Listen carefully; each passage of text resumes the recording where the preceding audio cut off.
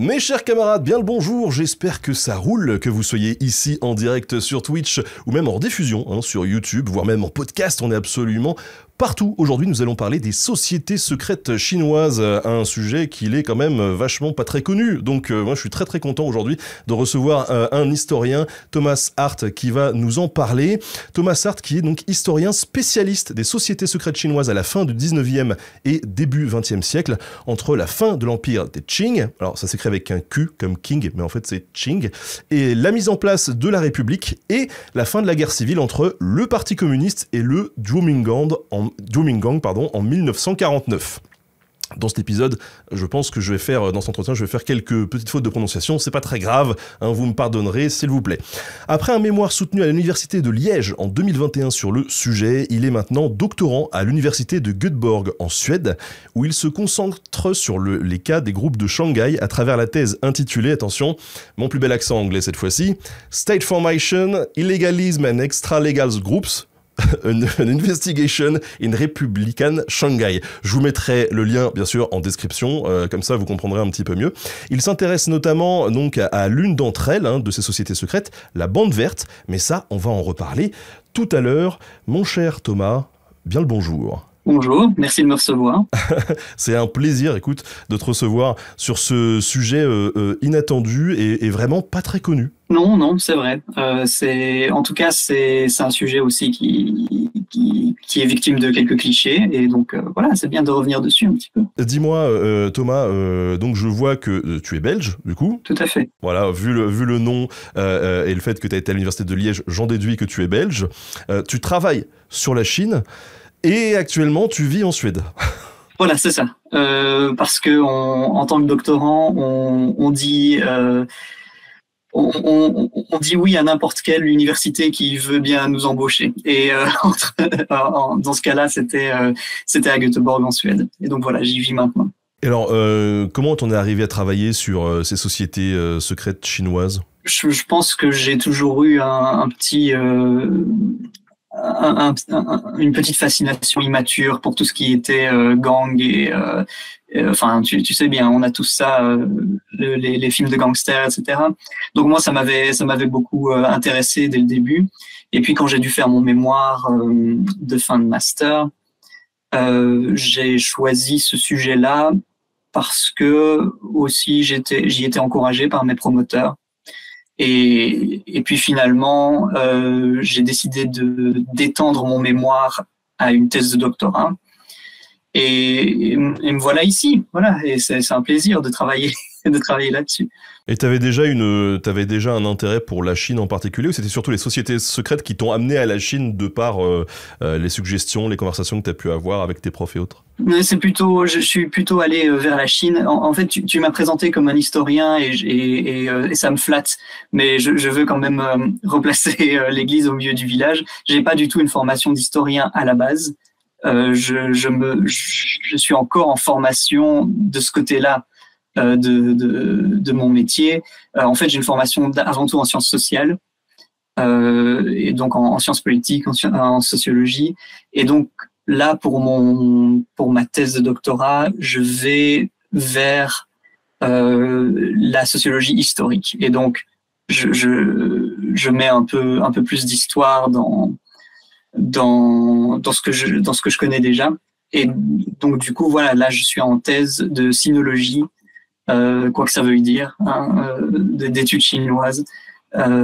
Mais voilà, je fais avant tout des sciences sociales et un petit peu d'histoire dedans. Ça marche, merci en tout cas pour la nuance. Mais alors, donc, pour bosser sur ce sujet, est-ce que c'est pas un peu compliqué quand du coup on est en Suède pour bosser sur la Chine, d'autant plus que j'imagine que pour bosser sur la Chine, il faut des documents qui sont traduits, à moins que tu parles le chinois. Oui, je dois les lire et les écrire en chinois. Les documents, je dois les retranscrire en chinois. Mais en fait, c'est pas si compliqué qu'on pourrait le croire. Surtout depuis le Covid, il y a eu un gros mouvement de numérisation des sources et qui sont de plus en plus accessibles.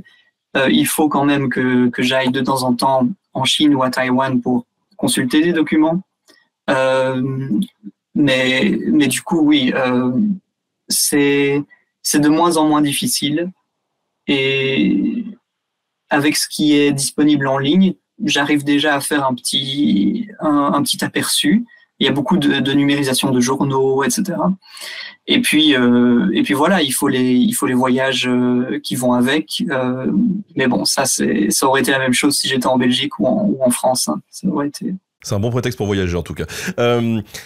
Alors comme d'habitude dans les entretiens que l'on mène dans cette émission, on va passer une première partie de l'émission à poser un petit peu le contexte. Donc ensemble on va revenir quand même sur cette Chine de la fin du 19e siècle et du début du 20e siècle pour bien comprendre dans quel contexte tout ça prend racine. Et puis ensuite on arrivera à l'autre sujet, les sociétés secrètes, et bien évidemment on va les faire rencontrer ces deux thématiques, et tout va se lier au fur et à mesure de cet entretien. Vous en avez pour à peu près 2 heures pour ceux qui prennent cette émission en route.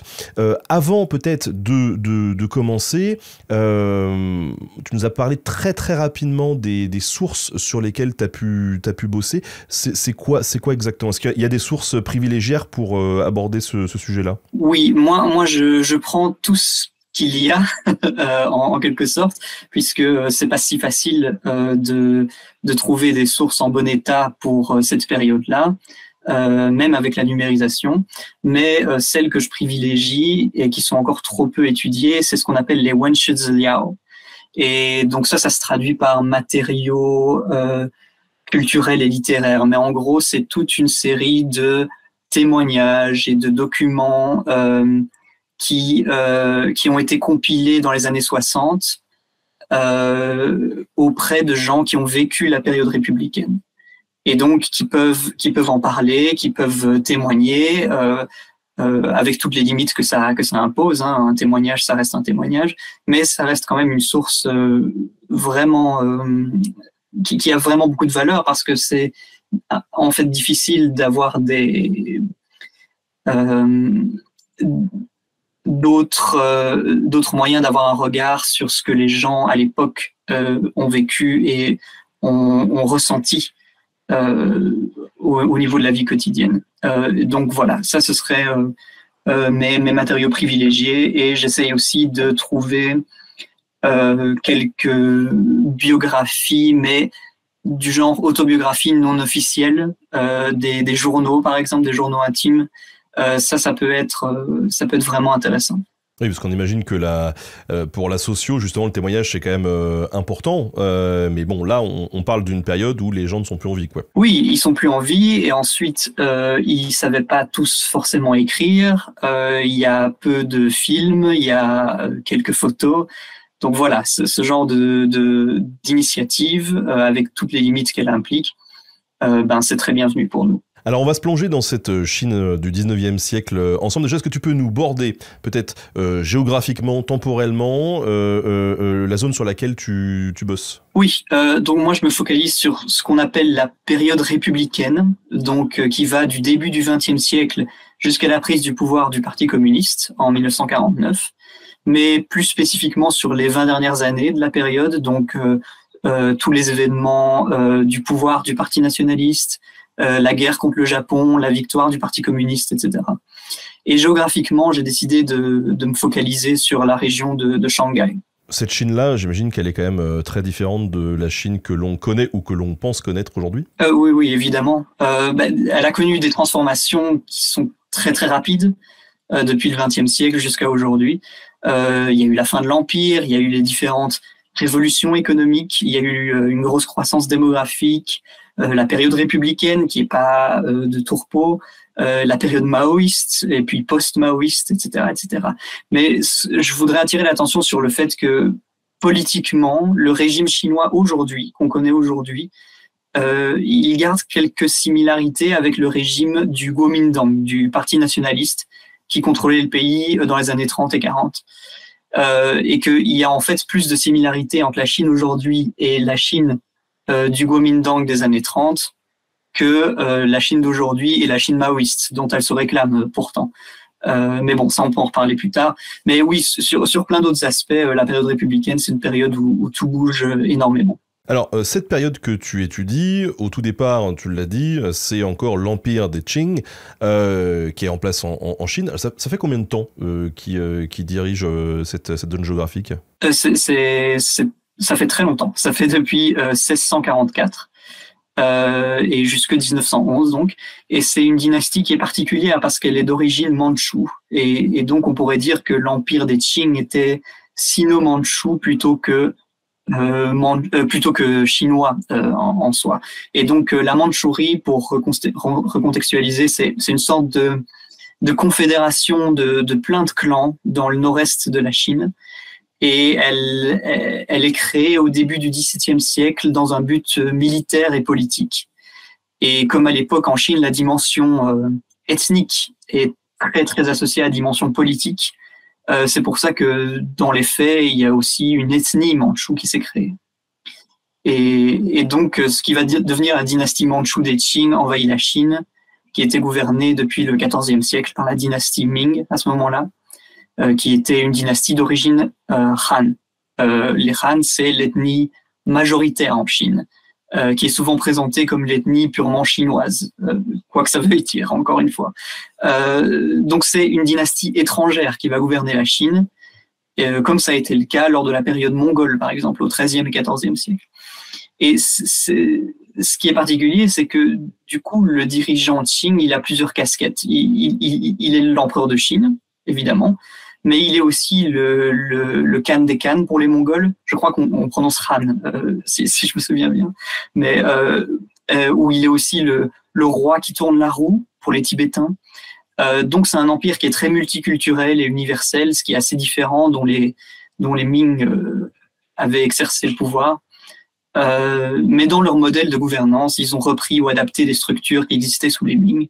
Donc c'est une dynastie qui sera forte, qui aura ses moments de gloire, mais qui connaîtra au XIXe siècle une série de crises dont on va reparler. Hein. Donc il y a eu une très forte croissance démographique, il y a eu des révoltes internes très importantes et des attaques venues de pays étrangers. C'est pas qu'on va en reparler, c'est qu'on en parle tout de suite. Vas-y, dis-nous. Ça m'intéresse, ouais. Du coup, on peut parler des guerres de l'opium, par exemple, qui ont été du coup les agressions étrangères qui sont sûrement les plus importantes, mais surtout les plus traumatiques pour les Chinois à l'époque. Donc les guerres de l'opium, pour replacer un petit peu, c'est le nom qu'on a donné à des conflits entre l'Empire chinois et plusieurs puissances étrangères, surtout l'Angleterre, l'Empire britannique. Et le contexte, c'est l'Angleterre qui, au XIXe siècle, gagne beaucoup d'argent par le commerce de l'opium, qu'il cultive notamment en Inde,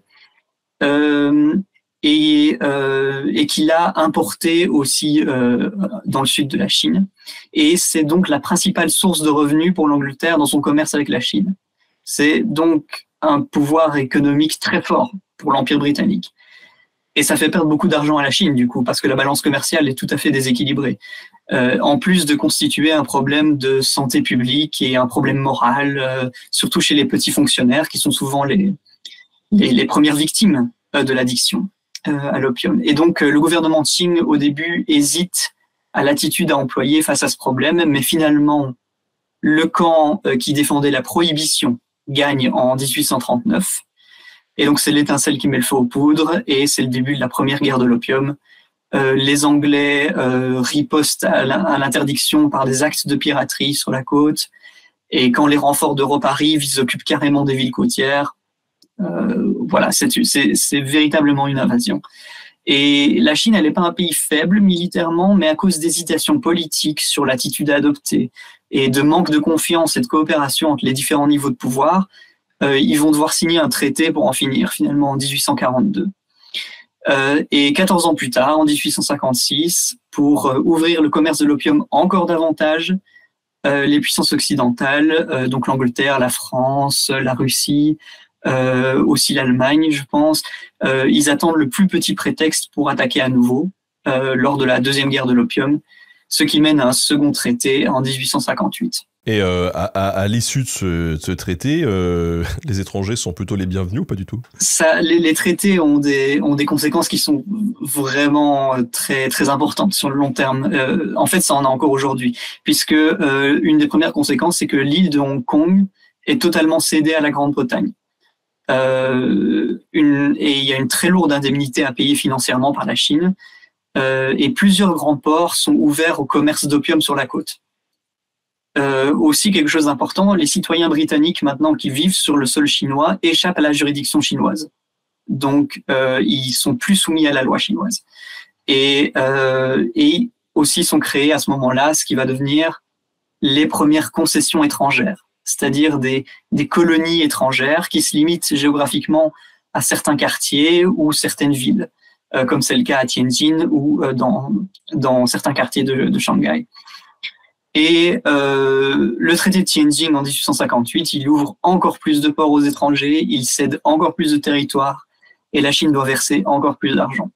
Elle perd son autonomie douanière, les concessions étrangères s'étendent, se renforcent, et en plus, il y a des vagues de missionnaires protestants qui s'installent en Chine, ce qui pose aussi plein d'autres problèmes. Et comme si ça suffisait pas, en plus, l'Empire doit se taper des révoltes. Tout à fait. Il y a deux grandes révoltes dont on peut parler. La plus grande, c'est la très connue, la révolte des Taiping, qui est la plus grande révolte qui a éclaté sur le territoire des Qing. Et il s'en est fallu en fait de très très peu pour que l'Empire Qing disparaisse. Elle a eu lieu entre 1850 et 1864, donc au milieu des deux guerres de l'opium, et qui s'étend même après la deuxième en fait. Le mouvement des Taiping, il est créé par quelqu'un qui s'appelle Hong Xiuquan, qui est un converti au christianisme et issu d'une famille pauvre de la minorité ethnique très méprisée des Hakka dans le sud de la Chine. Et Hong et ses partisans, ils vont fonder le royaume céleste de la Grande Paix, qu'on appelle le Taiping Tianguo en chinois, en 1851. Donc, c'est-à-dire que non seulement c'est une révolte, mais c'est encore plus que ça. C'est un État qui va se créer et qui va s'opposer au Ming. Et le régime des Taiping va s'étendre géographiquement très rapidement. Nankin sera leur capitale. Et c'est une révolte, un régime qui est assez intéressant, puisque c'est Hong Xiuquan, le dirigeant, dit qu'il est le petit frère de Jésus. En fait, ça rappelle beaucoup de rébellions que la Chine a connues avant, quand tel ou tel chef rebelle se disait de la réincarnation de tel ou tel Bouddha, par exemple. Finalement, c'est pas si différent. Son régime à Hong Xiuquan, il est égalitaire. Il n'y a pas de propriété ni de commerce privé. Il est puritain, donc pas d'alcool, pas d'opium, pas de jeux de hasard. Et le gouvernement des Qing, face à ça, il est d'abord désemparé. Ils savent pas quoi faire pour repousser un énorme rouleau compresseur qui est très bien hiérarchisé et qui est très fort militairement parlant. Mais après une phase de panique, le gouvernement fait appel à des chefs militaires très compétents comme Zheng Guofan, qui vient du Hunan dans le sud, et qui organisent la reconquête du territoire.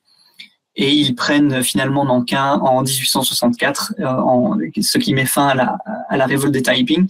Mais ce qu'il faut retenir, c'est que la révolte, elle a épuisé une grande partie des effectifs financiers et militaires de l'État à ce moment-là. Et donc, et en plus, les armées levées contre les Taiping vont être après partiellement démantelées après la victoire. Et donc, ça va créer du chômage. Et donc, une foule de déclassés et de migrants. Et ces gens au chômage et ces migrants, ils vont avoir une grande importance dans la création et l'expansion de groupes qu'on va appeler les sociétés secrètes, dont on va parler après. Et très rapidement, il y a eu aussi la révolte des boxeurs entre 1900 et 1901 à peu près, qui est dans un contexte politique et économique qui a déjà pas mal évolué depuis les Taiping, qui s'est encore dégradé. Et ce qu'il faut retenir, c'est que c'est une révolte anti-impérialiste et qu'on peut qualifier de nationaliste et de xénophobe. C'est une révolte de Chinois, dirigée contre les pouvoirs occidentaux installés en Chine, mais aussi contre le gouvernement Qing, parce que le gouvernement Qing est mandchou. Il n'est pas Han. Il n'est pas considéré comme chinois par ces nationalistes. Même après 3 siècles. Même après 3 siècles, oui. Tout à fait. Et ça, c'est quelque chose qui est aussi entretenu par le gouvernement Qing lui-même, parce que même si il gouverne la Chine avec des méthodes qu'on pourrait qualifier de chinoises, et que ils ont apprivoisé le confucianisme, etc. Les Mandchous gardent quand même la mainmise sur la majorité du pouvoir. Les Han ont très peu leur mot à dire. Donc, le gouvernement Qing a aussi entretenu cette séparation et cette identité très forte. Et donc, les boxeurs, eux, vont s'opposer à ça, à ce qu'ils considèrent comme une mainmise étrangère. On dit boxeur parce que la société s'appelle, qui peut aussi être considérée comme une société secrète. Les boxeurs, c'est les points de la justice et de la concorde. On a traduit par boxeur parce que certains de ces combattants révoltés s'entraînaient aux arts martiaux traditionnels chinois, et ils considéraient les arts martiaux comme supérieurs aux armes qui venaient d'Occident, comme les armes à feu par exemple. Et donc les boxeurs, ils attaquaient non seulement les Occidentaux et leurs ambassades et banques installées sur leur territoire, mais aussi tout ce qui n'était pas ou qui ne leur semblait pas chinois. Donc ils attaquaient aussi les Chinois chrétiens. Ils attaquaient les églises, ils attaquaient aussi le télégraphe, qui était considéré comme une technologie qui venait de l'Occident. Et donc le gouvernement de Qing, en face de ça, il faut se mettre à leur place. Ils apprécient plutôt que des gens se révoltent contre les pouvoirs étrangers qui se sont installés avec beaucoup de violence. Et donc le gouvernement de Qing a passivement soutenu la révolte. Mais quand les boxeurs se sont attaqués aux Mandchous, le gouvernement Qing lui-même a dû faire appel à l'aide des armées occidentales pour stopper la révolte. Donc ils ont tout perdu là-dedans. Et là encore, une très grosse indemnité a dû être payée par la Chine aux puissances occidentales. Vulgairement, on pourrait dire qu'ils avaient le cul entre deux chaises. Oui, et ils sont tombés. Les deux chaises ont été écartées. Mais alors, juste, on a une question dans le chat qui dit, mais du coup, qu'est-ce qui caractérise la différence entre la culture mandchoue et les Han, en fait? Il y a des tas de différences. Par exemple, les Mandchous, ils sont issus des peuples des steppes, donc les Jurchen, les Mongols, etc. Donc, ce sont avant tout des peuples de cavaliers qui pratiquent l'élevage, qui pratiquent le tir à l'arc, qui utilisent très peu l'artillerie et qui sont organisés à la base dans une structure qui est très clanique et pas du tout impériale. C'est quand ils envahissent la Chine que ça va devenir une structure impériale. La culture Han, bon, je mets beaucoup de guillemets à tout ça, parce qu'il n'y a pas une culture Han ou une culture mandchoue, évidemment. Mais la culture Han, elle est caractérisée par l'agriculture, un État centralisé, etc., etc. Et généralement, les Mandchous, ils vont adopter tout ça pour mieux exercer leur pouvoir. Mais en même temps, ils vont jamais, comme on a cru avant, ils vont jamais s'intégrer, se siniser complètement.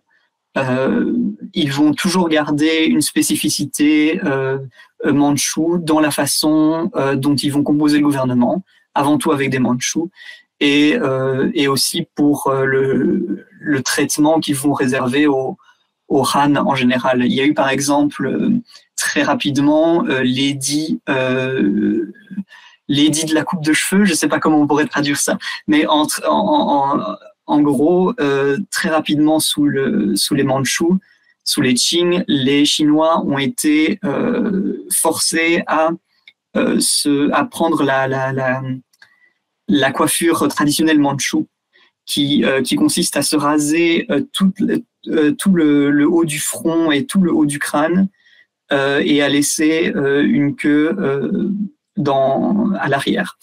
Et donc ça, c'est typiquement une des politiques qui témoigne d'une domination mandchoue sur le pouvoir chinois à ce moment-là, même s'ils étaient minoritaires numériquement parlant. Alors fin 19e siècle, début 20e siècle, on l'a compris, pour l'Empire c'est pas top, et à ce moment-là ils se disent bon, va falloir qu'on fasse des réformes, qu'on se modernise.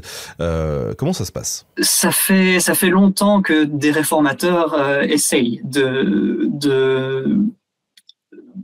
de faire bouger l'Empire. Alors l'Empire n'est pas, comme dirait Alain Perfit, l'Empire n'est pas immobile en Chine. Hein. Il a quand même essayé de se moderniser, notamment économiquement parlant, mais là, vu les circonstances, ça devient urgent qu'il passe la deuxième. Et donc, à partir de 1901 jusqu'à 1905, vont se mettre en place des réformes qu'on va appeler les nouvelles politiques, donc Xinjiang en chinois. Et elles sont progressivement mises en place à partir de 1901. Elles consistent en des réformes du droit, des nouvelles forces armées et la suppression du système des examens impériaux, par exemple.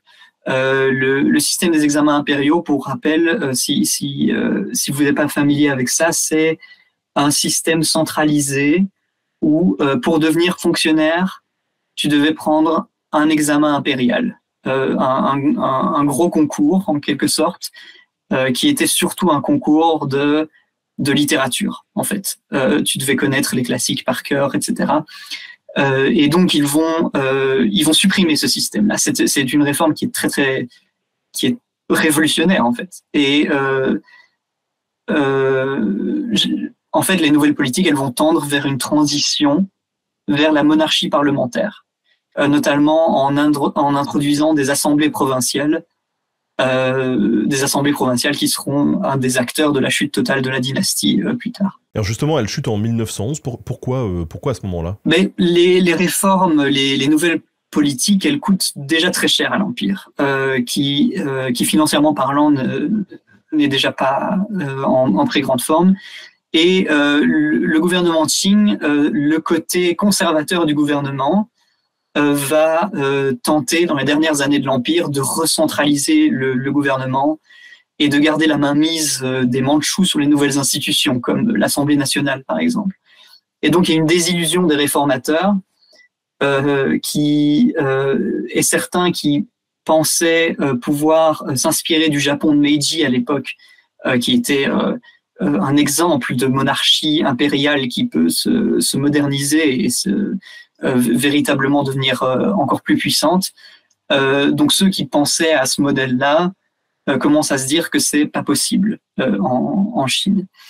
Et donc ce qu'on appelle la révolution de 1911, en fait, ça va commencer par une étincelle à Wuhan, quand le gouvernement va décider de nationaliser les chemins de fer.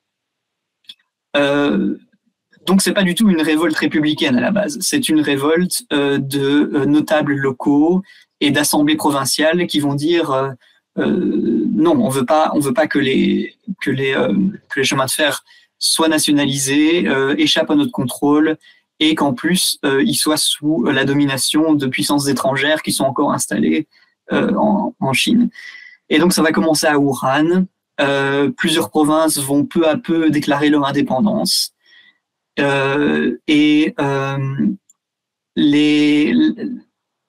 acteurs qui vont être les plus importants, c'est les assemblées provinciales, évidemment, mais aussi les nouvelles forces armées qui ont été créées par les réformes, puisque les nouvelles forces armées, sous la direction du général Yuan Shikai, vont finir par se ranger du côté des révolutionnaires. Par opportunisme politique, hein, pas forcément par conviction. Ce qui fait que Yuan Shikai va devenir à terme le président de la République de Chine, qui sera proclamé par Sun Yat-sen, qui est le président de la République par intérim à ce moment-là, le 1er janvier 1912. Il y a une rupture vraiment qui est nette entre l'Empire et la République, ou il y a des choses qui se reprennent au fonctionnement de l'État ?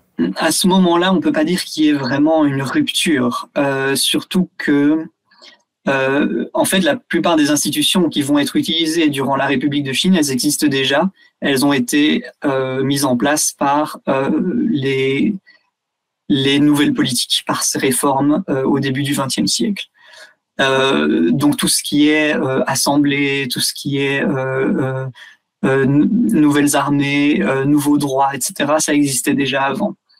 Ce qui va changer, c'est un petit peu la culture politique qui va changer, où là la nation va devenir quelque chose de très important. il y a une volonté de trouver ce qui fait l'identité chinoise à ce moment-là. C'est un nationalisme au sens de nationalisme de construction, c'est-à-dire qu'est-ce que c'est que la Chine? Comment est-ce qu'on passe le cap de cet empire qui s'est fait dominer par des puissances étrangères. Enfin voilà. Donc ça c'est la culture politique, c'est plutôt ça la véritable rupture. Mais du point de vue institutionnel, il y a très peu de changements en fait au début de la République entre la fin de l'empire et le début de la République. Donc. Et ces débuts de la République, du coup, les choses sont apaisées ou la situation elle est toujours compliquée? Ben, on pouvait l'espérer, mais ça va pas bien se passer. Donc, comme je l'ai dit, Yuan Shikai, en tant que grand arbitre de cette révolution, on lui a promis la place de président de la République, et petit à petit, il va se comporter de plus en plus en dictateur. Et 2 ans plus tard, vers 1915, il va même essayer de rétablir l'empire sous son nom. Ça valait le coup. Oui, voilà, c'est ça. Et ce qui va être très mal vu, évidemment. Et donc, la République qui était à peine unifiée, et encore avec beaucoup de guillemets, voit encore plein de provinces déclarer leur indépendance en réaction à ça. Et en plus, Yuan Shikai va mourir bêtement l'année suivante, laissant un pays qui est divisé politiquement. Et c'est là que va commencer la période qu'on appelle les seigneurs de la guerre, qui sont en fait, les seigneurs de la guerre, ce sont juste des potentats locaux, des chefs de province ou de ville qui vont lutter entre eux pour construire l'État chinois, alors plutôt sous leur domination à eux, et qui vont souvent lutter militairement parlant, d'où le terme de seigneur de la guerre. C'est une période qui est effectivement assez violente, puisque, pour paraphraser Mao, qui en avait parlé après, c'est une période où le pouvoir est au bout du canon du fusil. Mais malgré ça, c'est aussi une période qui est très faste d'un point de vue intellectuel. C'est-à-dire c'est le moment où beaucoup d'intellectuels vont vraiment se dire, ok, pourquoi est-ce que ça marche pas? Qu'est-ce que c'est? Comment est-ce qu'on pourrait construire la Chine de la meilleure manière? Il y a eu aussi le mouvement du 4 mai 1919 à ce moment-là, qui est un mouvement étudiant et prolétaire pour une nouvelle conception de la Chine, une nouvelle culture chinoise. Et donc, c'est une période qui est divisée politiquement, mais qui n'empêche pas que l'État se construit, malgré tout. C'est pas parce qu'il y a décentralisation que l'État ne se construit pas. Et aussi qu'il y a une très grosse effervescence intellectuelle à ce moment-là. Alors, qu'est-ce qui se passe en 1927 ? En 1927, et en fait, ça commence à partir de 1926, mais c'est en 1927 que le gros se passe. C'est ce qu'on appelle l'expédition du Nord. Et l'expédition du Nord, c'est quand le Kuomintang, donc le parti nationaliste, qui avait été vainqueur des élections quand elles avaient eu lieu avant le tournant Yuan Shikai, le parti nationaliste, lui, à ce moment-là, il contrôle que la province du Guangdong, dans le sud de la Chine, là où il y a Canton. Et le parti, sous la direction de Chiang Kai-shek, à ce moment-là, décide d'unifier la Chine et de partir en expédition militaire du sud jusqu'au nord pour reprendre Pékin, qui est toujours le centre du pouvoir à ce moment-là.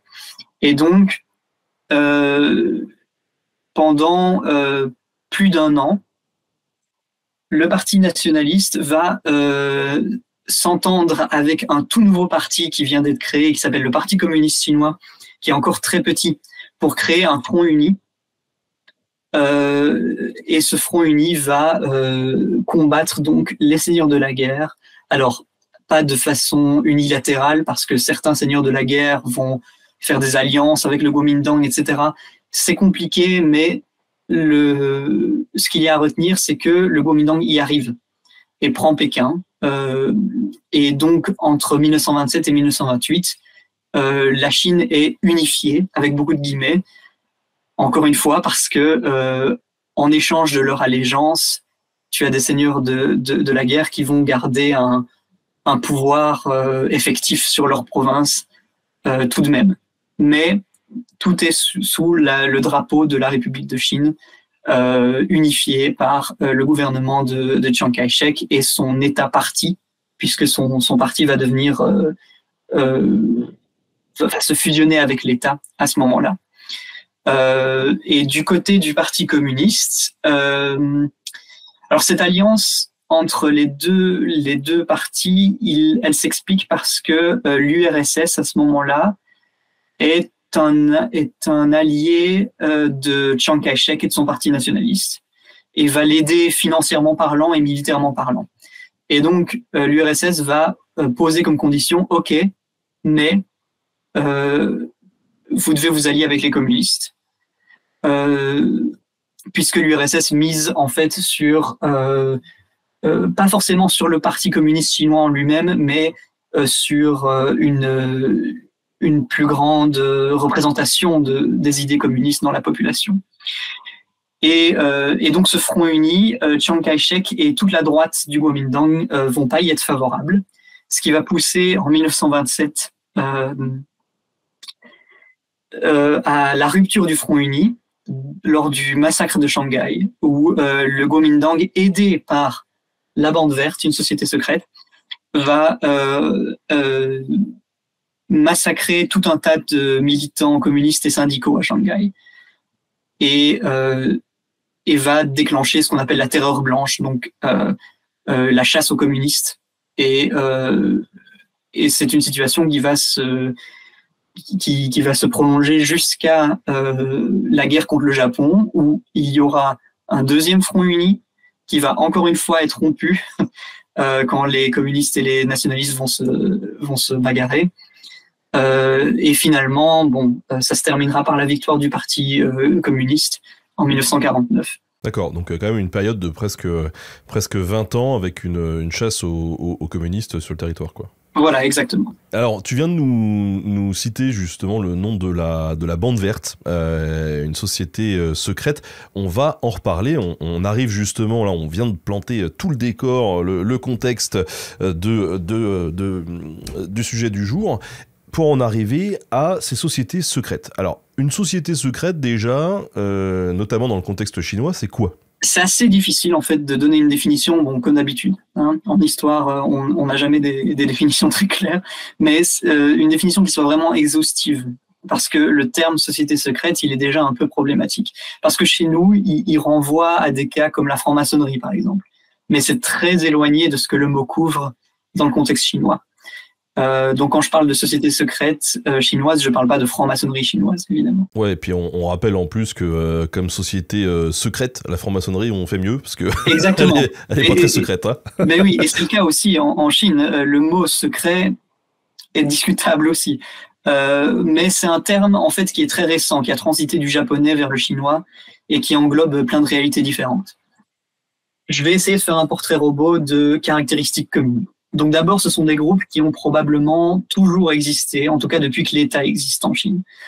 Donc on constate un grand essor et un grand renforcement de ces groupes pendant le 19e siècle, probablement à cause de toutes les crises dont on a parlé.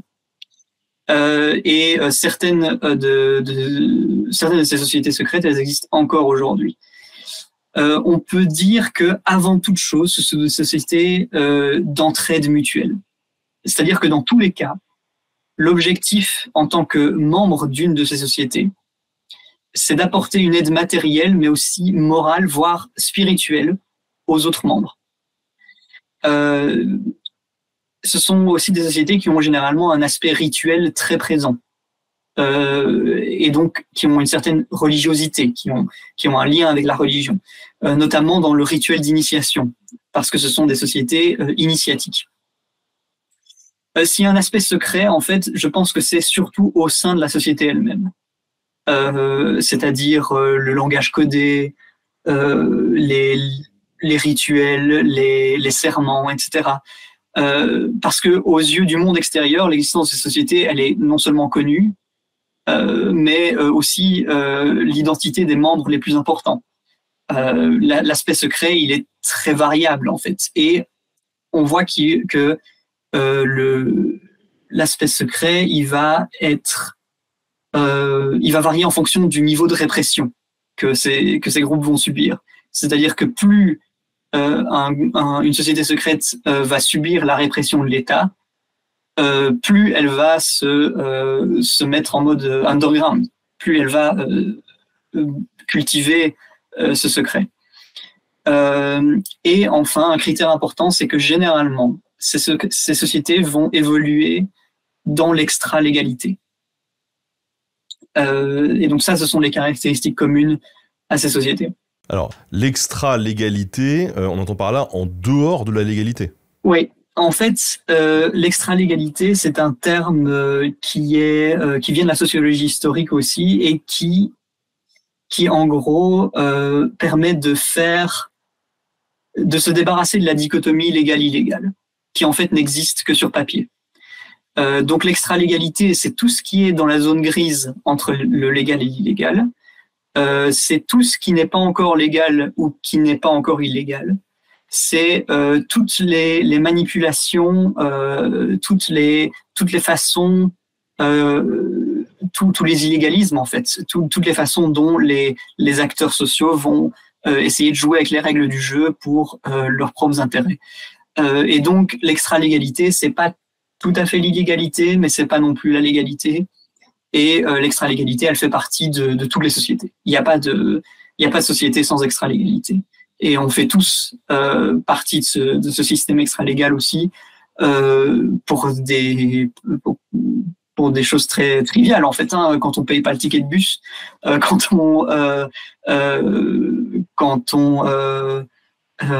exemple, la prostitution est une activité qui est très extra-légale parce que elle est jamais tout à fait dans la légalité, jamais tout à fait dans l'illégalité. C'est toujours assez flou. Et surtout, l'extra-légalité, ça permet de faire le lien entre une loi sur le papier et le comportement de l'État ou de la justice qui peut être très différent par rapport à cette loi, et inversement. Donc voilà, ça c'est pour la nuance. Et concrètement, une société dite secrète qui se forme, c'est quoi? Les gars se rencontrent, ils se serrent la poigne en se disant c'est bon, maintenant on est une société, ou justement, enfin, tu dis que c'est pas légal, donc j'imagine qu'ils vont pas remplir des statuts avec des paplards qui vont aller déposer, si? Voilà, c'est ça. En fait, ces sociétés, elles vont se constituer avant tout, comme j'ai dit, dans des groupes d'entraide mutuelle. Souvent, ce sont des sociétés qui sont prolétaires, par exemple, qui viennent de travailleurs du sel dans les mines, etc. Ce ne sont pas des syndicats, cela dit. Il n'y a pas du tout de revendication de classe ou de revendication de gauche ou quoi que ce soit, ou politique dans ces sociétés-là. Ce sont des sociétés d'entraide mutuelle, matérielle, mais aussi spirituelle, comme j'en parlais, parce que ce sont des sociétés qui ont généralement un fondement religieux assez fort. Donc inspirés par les religions traditionnelles chinoises, mais aussi le bouddhisme, et donc qui ont plein de rituels assez forts. Et du coup, elles se constituent, en fait, assez organiquement. C'est-à-dire que effectivement, elles n'existent pas sur le papier officiel. Il n'y a pas d'ASBL, mais elles vont se constituer entre les gens qui vont en faire partie, pour des raisons de nécessité, en fait, par nécessité. C'est-à-dire que, imagine, on travaillait tous sur les bateaux du fleuve, et puis d'un coup, ils ferment ce port et on se retrouve sans emploi et sans revenus. comment est-ce qu'on va faire? Eh ben, on va essayer de s'entraider. Le fait est que du coup, ça va souvent impliquer des actions en dehors de la légalité aussi, puisque pour survivre, ces groupes vont se mettre à pratiquer la contrebande, par exemple, vont surtout du sel, ça c'est quelque chose de très important sur le Grand Canal en Chine. Ils vont se mettre à des activités de piraterie, la corruption des officiels aussi, parce que sans corruption des officiels, ça peut pas exister, ça. Il faut bien comprendre que il n'y a pas une ligne claire entre l'État officiel et ces sociétés-là dans le point de vue ils s'opposent pas nécessairement, et que au sein de l'État, tu as plein d'acteurs différents et plein de couches différentes qui vont parfois avoir leurs intérêts à se laisser corrompre et à collaborer avec ce genre de société-là. Voire qui peuvent en faire partie. Oui, tout à fait. Par exemple, en 1946, dans comment est-ce qu'on appelle ça, le conseil municipal, on va l'appeler comme ça, le conseil municipal de Chongqing, dans le Sichuan, sur les 40 candidats à l'élection, sur les 50 candidats à l'élection, 40 sont des leaders de la société des Paoge, qui est une société secrète. Donc, on peut dire que à ce moment-là, il n'y a même plus une porosité ou une interpénétration, il y a carrément une assimilation. Où là, la société des Paoge, dans ce cas-là, a tout à fait le contrôle politique sur la ville de Chongqing. Et alors justement, ces sociétés secrètes, on les retrouve plutôt dans les grandes villes ou on en retrouve partout, même à la campagne? On en retrouve partout. Elles ont généralement des caractéristiques différentes selon si elles sont en milieu rural ou pas. Parce que il faut bien se dire qu'il y a toujours eu une frontière et un grand écart entre la vie à la campagne et la vie dans les villes en Chine. Et ça s'est renforcé avec le temps d'ailleurs. Et donc, au moment de la République, l'État central, qui est déjà souvent en difficulté tout au long de la période, a du mal à s'implanter dans les communautés rurales et locales. Et que dans ce cadre-là, c'est généralement les sociétés secrètes, qui parfois existent depuis bien longtemps, qui vont s'imposer un peu comme un semi-État, comme un État de fait, en fait, qui vont structurer ces communautés rurales.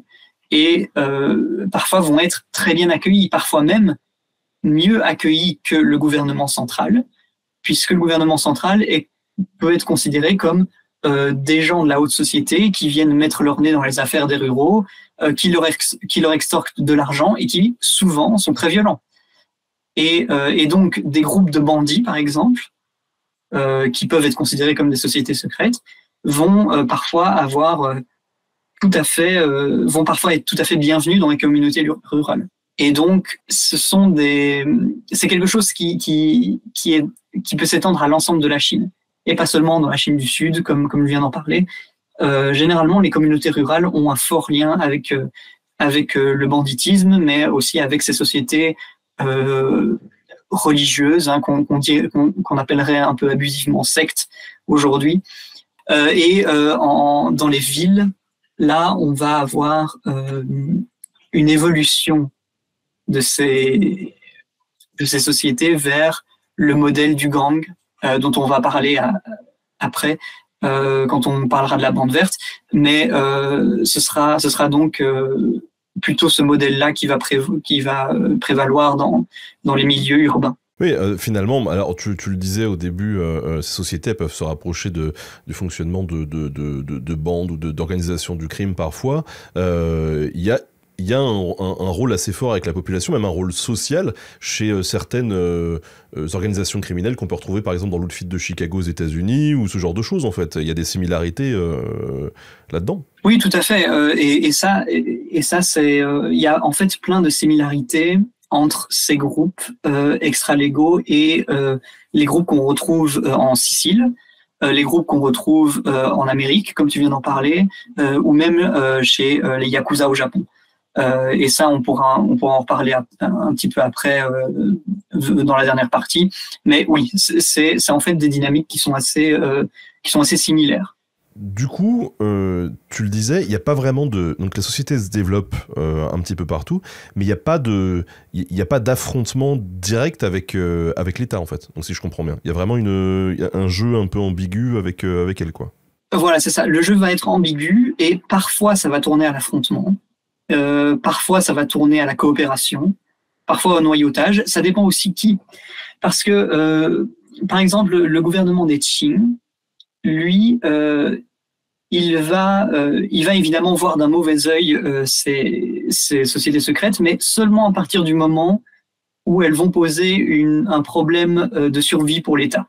C'est-à-dire que la société de la Tianjin, par exemple, la société du ciel et de la terre, elle n'intéresse pas le pouvoir Qing jusqu'à la rébellion de 1767, je n'ai plus les dates en tête, mais la grosse rébellion de Lin Xuanwen, qui est donc un des leaders de la Société du ciel et de la terre. Et là, voilà, ça c'est intolérable pour l'État Qing. Mais encore plus que ça, et ça c'est assez intéressant, c'est l'aspect rituel qui est un problème. Puisque dans ces sociétés secrètes, on va avoir des pseudo-liens familiaux. C'est-à-dire des liens de famille, de parenté qui sont faux, en fait, qui sont symboliques. Exemple, être membre de la bande verte, c'est faire partie de la famille, un peu comme chez les Siciliens. Et entre nous, on est grand frère, petit frère. J'ai l'image de Vin Diesel et Fast and Furious, c'est la famille et tout ça. Je pense qu'il serait très bienvenu dans ce genre de société. D'accord. Mais c'est exactement, en fait, c'est un peu cette dynamique-là, mais vraiment ritualisée, quoi.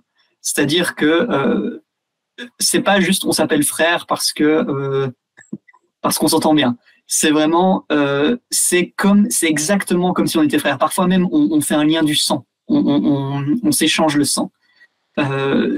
Et donc, il y a aussi une relation de maître à disciple, etc. Et donc, dans cette société chinoise de l'Empire qui reste très marquée par le confucianisme et par l'importance des liens familiaux avec le père au-dessus et puis le fils en dessous, ce genre de faux liens familiaux, c'est intolérable. Ça, c'est de l'hétérodoxie, si on veut, c'est de l'hérésie. Même si c'est un terme, c'est pas le bon terme, hein, mais c'est l'idée, quoi. C'est aussi un des critères d'aliénation de ces sociétés secrètes par l'État. Mais surtout au niveau local, l'État ne peut pas faire sans ces groupes-là. C'est pas possible. Au niveau local, les fonctionnaires locaux, les chefs de milice, etc., doivent s'en remettre à la coopération avec ces groupes parce qu'ils sont là depuis plus longtemps. Ils structurent la vie sociale. Des notables locaux vont être membres, vont participer au rituel. Donc, c'est pas possible de faire autrement. Et donc, c'est là qu'est l'ambiguïté, c'est que les sociétés vont prospérer, mais l'État va être impuissant par rapport à ça, et donc les lois vont être très dures d'un côté, mais d'un autre côté, souvent il n'y a pas moyen d'appliquer ces lois. Oui, localement, je veux dire, s'ils sont pas d'accord avec une société secrète, la seule alternative c'est d'envoyer des troupes et ça se passe mal, ou ils ont pas. Voilà, exactement. Les troupes vont jamais être bien accueillies par les locaux. Surtout que quand des troupes arrivent, les locaux ils savent que ça veut dire pillage, violence, viol, etc. Donc, et personne ne veut de ça, c'est sûr. Voilà. Et donc, parfois, pour garder l'ordre, c'est la meilleure solution, même si dans la loi, et ça arrive, les militaires ont le droit, et vont avoir de plus en plus le droit au fur et à mesure de la dynastie, d'exécuter sommairement, sans procès, les membres de ces sociétés secrètes. Alors ça, c'est une réponse qui est désespérée, en fait, de la part de l'État Qing, parce que ils savent pas quoi faire. Et le problème, c'est que c'est aussi un défi symbolique, parce que l'État confucéen, l'État dans le confucianisme, le souverain, il doit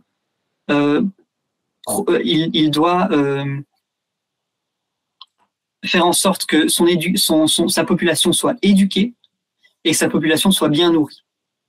Ça, c'est les conceptions confucéennes qui sont là depuis, au moins depuis l'orthodoxie confucianiste au IIIe siècle. Mais si ces sociétés existent, c'est précisément parce que l'État ne remplit pas ces deux conditions. Ils sont pas assez éduqués et ils sont pas bien nourris. Et donc, l'existence même de ces sociétés, elles vont poser ce problème de légitimation de l'État. Comment est-ce que tu te légitimes en tant qu'État si ta première mission, tu n'arrives pas à la remplir? Et donc, c'est aussi ça qui est un problème avec les Qing. Ça va évoluer sous la République, puisque la République, elle va... c'est au moment de la République que ces sociétés vont avoir le rôle le plus important à jouer, en fait, au point de vue politique, et vont même s'intégrer de plus en plus à la vie politique. Comme je l'ai dit, le conseil municipal de Chongqing était quasiment uniquement aux mains d'une société secrète. Pour en revenir à l'Empire des Qing, on parlait tout à l'heure, quand on a posé un peu le contexte historique de la période que tu étudies, on a parlé de révolte, notamment celle des Taiping. Est-ce que dans la révolte des Taiping, ces sociétés secrètes, elles ont quand même joué un rôle important ou pas? Pour ce qui est des Taiping, certains vont même considérer que la société des Taiping est une société secrète. Alors ça, c'est évidemment discutable parce que c'est vrai qu'il y a plein d'éléments. Il y a l'élément rituel avec cette espèce de christianisme un peu bizarre. Il y a l'élément de révolte et d'hétérodoxie, mais c'est pas une société d'entraide. Donc voilà, ça c'est discutable. Mais oui, évidemment, les sociétés secrètes, partout où l'État va être faible, où l'État va être insuffisamment préparé à faire face à des crises de ce genre, elles vont prospérer. C'est mathématique. Les gens plus il y a de gens qui sont dans la détresse, plus ces sociétés vont prospérer. C'est généralement admis que dans la révolution de 1911 vers la République, ces sociétés vont jouer un très gros rôle. Alors, il faut pondérer un peu tout ça parce que c'est pas exactement un très très gros rôle, mais elles vont jouer un rôle. Elles ont souvent eu des rôles à jouer dans les changements de dynastie, par exemple. Un aspect important des sociétés secrètes sous les Qing, c'est qu'elles vont aussi se constituer autour d'une image, d'une tradition nationaliste. C'est-à-dire qu'un des mots d'ordre va être Fan Qing Fu Ming, ce qui veut dire détruisons les Qing et rétablissons les Ming. C'est-à-dire, en sous-texte, mettons dehors les Mandchous et rétablissons des vrais Chinois au pouvoir. D'où leur gros succès au moment des Qing, avec les idées nationalistes qui progressent au sein de la société chinoise. Et le fait est que ce mot d'ordre nationaliste, il est avant tout là pour construire une légitimité. En vrai, ce ne sont pas des sociétés politiques. En tout cas, pas au sens militant du terme. Elles vont jamais théoriser ce qu'est la nation chinoise. C'est plus un mot d'ordre qui est utilisé pour rallier, pour se légitimer, pour parfois déclencher des révoltes. C'est avant tout quelque chose de très utilitariste. Et au moment de la Révolution, tu as plein de ces sociétés qui sont aussi basées outre-mer, parce que les communautés de Chinois outre-mer ont eu un très gros rôle à jouer dans la Révolution, d'un point de vue financier, par exemple. Sun Yat-sen, qui est considéré comme le père de la République de Chine, au moment de la Révolution de 1911, il n'est pas en Chine. Il est aux États-Unis, en train de négocier avec des sociétés de Chinois expatriés le financement d'une révolution républicaine. Et donc voilà, donc c'est des sociétés qui ont toujours eu un très grand rôle.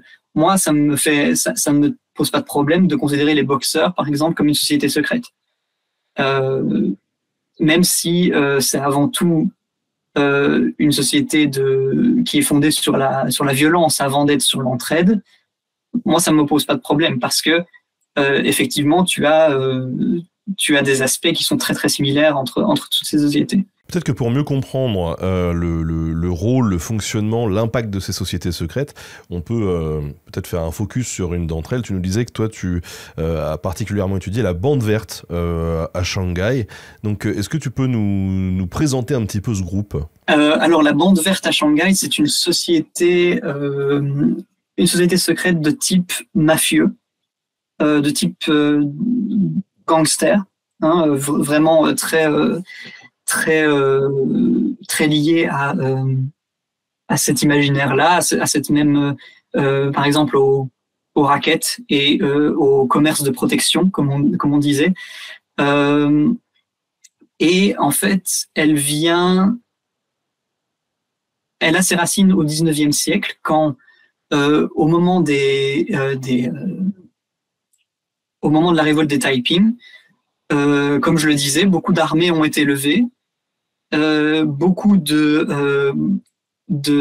marins et de travailleurs sur les champs navaux ont été mobilisés et ont perdu leur travail par après.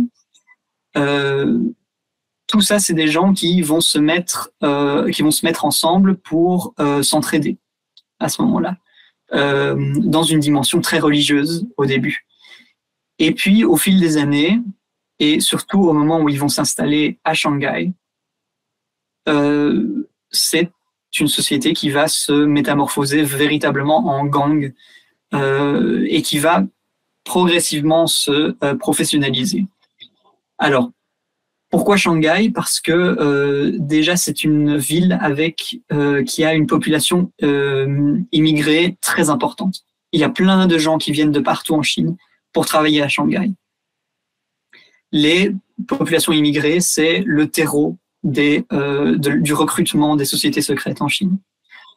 C'est aussi une ville qui bouge beaucoup à ce moment-là. C'est un peu le fer de lance du nouveau capitalisme chinois, notamment à cause ou grâce à toutes les banques étrangères qui sont installées là-bas. Et au moment où elles vont s'installer à Shanghai, c'est aussi un moment où Shanghai est divisé en plusieurs concessions. Puisque après les guerres de l'opium, Shanghai va être divisé comme une part de gâteau pour les différentes puissances occidentales. Tu as la concession internationale, qui est la concession des Américains et des Anglais, donc tout un quartier de Shanghai. Tu as la concession française, tout un quartier de Shanghai aussi, qui reste le plus beau quartier de Shanghai aujourd'hui, si vous y allez. Et tu as la ville chinoise, qui est dirigée par les Chinois, mais c'est-à-dire que c'est comme des colonies. Quand tu es dans la concession française, tu es sur le sol français. Tu dépends du droit français, tu dépends de tout ça. Et donc, qu'est-ce que ça veut dire ? Ça veut dire que dans une ville, tu peux traverser la rue, tu te retrouves dans un autre pays. C'est tout bénef pour des organisations qui vont faire des activités illégales. Si tu trafiques de l'opium, parce que le trafic de l'opium est très important dans tout ça, je tiens aussi à le dire. Si tu trafiques de l'opium dans la concession française et que tu te fais poursuivre par la police de la concession française, tu as juste à négocier un petit arrangement avec la concession internationale et tu as juste à traverser 2 rues et te voilà bien. Et c'est précisément au sein de la concession française que va s'épanouir le plus la bande verte. Je ne sais pas pourquoi. En particulier là-bas, ça s'est fait comme ça. Mais voilà, c'est au sein de cette concession française que le groupe de la concession française de la bande verte va s'épanouir. Juste pour clarifier, quand je dis la bande verte, c'est un peu comme les mafias américaines. Ce n'est jamais une organisation totalement centralisée. C'est plutôt plein de gangs qui se réclament de la bande verte, mais qui n'obéissent pas à un chef suprême entre eux. Chaque gang a son chef, c'est décentralisé. Et donc ils peuvent se titiller un peu entre eux. Oh oui, tout à fait. Et souvent, tu vas avoir des luttes de pouvoir au sein du même gang pour avoir plus de pouvoir financier, plus de pouvoir politique au sein du même gang. Et c'est là-dedans que vont s'illustrer les leaders de la bande verte de la concession française de Shanghai, puisque c'est eux qui vont le mieux tirer leur épingle du jeu, pour plein de raisons, notamment pour le fait que Huang Jingrong, un des leaders de la bande verte dans la concession française, va être un des inspecteurs principaux de la police de Shanghai. Et c'est tout à fait voulu par les autorités françaises, parce qu'elles estiment que si tu as des bonnes relations avec le principal groupe criminel de leur concession, il y aura un ordre qui sera plus facilement établi. Et aussi, ils ont des comptes à rendre à Paris. Et que si Paris entend dire que ah oui, ça se bagarre dans les rues, il y a des guerres de gangs, il y a du racket, etc., et ben, les autorités locales à Shanghai vont aussi en prendre pour leur grade. Et donc, il y a tout ce jeu ambigu aussi, qui fait que, Huang Jingrong était dans la police de la concession française de Shanghai. Il faut bien se dire que Shanghai à l'époque, c'est aussi une comment dire, c'est un peu le berceau de la corruption pour les ambassades étrangères. Tu as des ambassades étrangères, notamment portugaises, qui vont vendre leur titre de nationalité. Tu peux acheter la nationalité portugaise pour être tranquille quand tu es dans l'ambassade portugaise, par exemple. Ça, c'est un truc qui se faisait beaucoup à ce moment-là. Donc, on peut pas dire que... C'est le pendant des indulgences au Moyen-Âge, c'est exactement la même chose, quoi. Exactement. C'est des indulgences politiques sur un territoire qui est divisé. Et on peut pas dire que la bande verte soit tout à fait...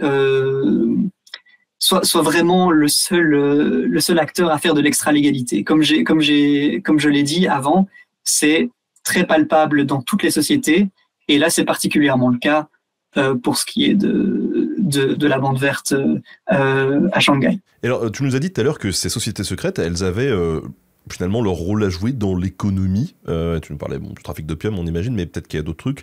À travers l'exemple de la bande verte, est-ce que tu peux être un peu plus concret ? Déjà, le trafic d'opium, il va aussi tomber dans l'extra-légalité parce que, au fur et à mesure du temps, il va tomber dans cette zone grise entre le légal et l'illégal. Et au bout d'un moment, tu as même un monopole qui va être négocié avec les autorités françaises de Shanghai pour que la bande verte soit les seuls à pouvoir commercer de l'opium. C'est négocié, c'est pour favoriser l'ordre. C'est aussi parce que les autorités françaises sur place étaient intéressées au gain, évidemment. Donc voilà, ça pour l'opium, ça c'est un aspect, mais aussi comme c'est le début du capitalisme moderne en Chine, à Shanghai, tu as toutes ces nouvelles institutions, tous ces nouveaux loisirs qui vont être accaparés par la bande verte. Les fumeries d'opium, ça c'est une chose, mais les cabarets, par exemple. Et quand je dis cabaret, c'est aussi la mainmise sur la prostitution. Le jeu de hasard, les nouveaux casinos, voilà. Mais aussi, qui dit capitalisme dit grosses entreprises, et donc certains membres, certains leaders de la bande verte, notamment Du Yuexiang, vont investir et même créer des compagnies qui sont à la fois des vitrines de la bande verte au point de vue légal et des vraies entreprises, notamment dans le travail sur les docks, pour accumuler du capital financier et accumuler de la légitimité aussi. C'est-à-dire, regardez, cette professionnalisation, elle est typique de ce genre de groupe, puisque tu te retrouves au début avec des gangs de rue, et quelques années plus tard, ce sont des businessmen. Ce sont des hommes d'affaires qui ont leurs entreprises et qui vont recourir moins facilement à la violence, sauf en cas de nécessité ou d'envie de montrer de façon théâtrale qu'il ne faut pas leur marcher sur les pieds. Et voilà, ça c'était le cas aussi en Chine. Je pense qu'on peut dire aujourd'hui, alors ça il y a encore des études à faire sur le sujet, je pense qu'on peut dire que le capitalisme chinois doit beaucoup à ce genre de société secrète. C'est rigolo parce que peu importe les pays, en fait, c'est toujours un peu les mêmes schémas, quoi. Oui, on va en parler de pourquoi est-ce que c'est ces mêmes schémas qui se répètent. Enfin, on va essayer de trouver des raisons parce que c'est pas si simple. Et alors du coup, bon là on a vu le pendant économique, mais du coup elles se sont impliquées quand même peut-être d'autres manières dans la mise en place de la République ? Oui, surtout la bande verte a eu un rôle politique très important à Shanghai et au fur et à mesure au point de vue national aussi. Puisque, on va être clair, Chiang Kai-shek lui-même, donc le dirigeant de la Chine de 1927 à officiellement 1949, était membre de la bande verte. Plusieurs sources l'affirment. Donc, c'est pas juste là encore, c'est pas juste une porosité. C'est carrément le chef du régime a été membre. Et en fait, la bande verte, elle va se lier très fort avec l'aile droite du Kuomintang, et particulièrement son aile fasciste, et vont organiser, par exemple, la bande verte, elle va bien se faire voir, par exemple, en cassant des grèves, ou en créant de faux syndicats, des syndicats jaunes, comme on disait. Jusqu'à présent, ils pouvaient attirer ma sympathie, là c'est bon, là c'est des méchants. Ok. Mais en fait, c'est assez difficile de se dire. En fait, ils vont pas jouer ils considèrent pas qu'ils ont un rôle à jouer dans la lutte des classes, par exemple. C'est pas du tout des organisations politiques. C'est avant tout pour eux-mêmes. Et parfois, ils vont jouer des rôles que des communistes vont considérer comme progressistes. Mais parfois pas du tout. Et surtout que, encore une fois, il y a des différences d'intérêt au sein de la bande verte aussi. Donc, il faut nuancer tout ça. Mais c'est généralement comme ça qu'ils vont se faire bien voir par le Kuomintang et particulièrement son aile droite, représentée par Chiang Kai-shek.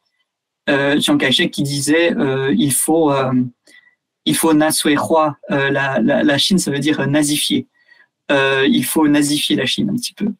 Et donc Chiang Kai-shek était très attiré par les idées d'extrême droite, enfin moins par les idées que par le contrôle que ça pouvait lui donner sur la population chinoise.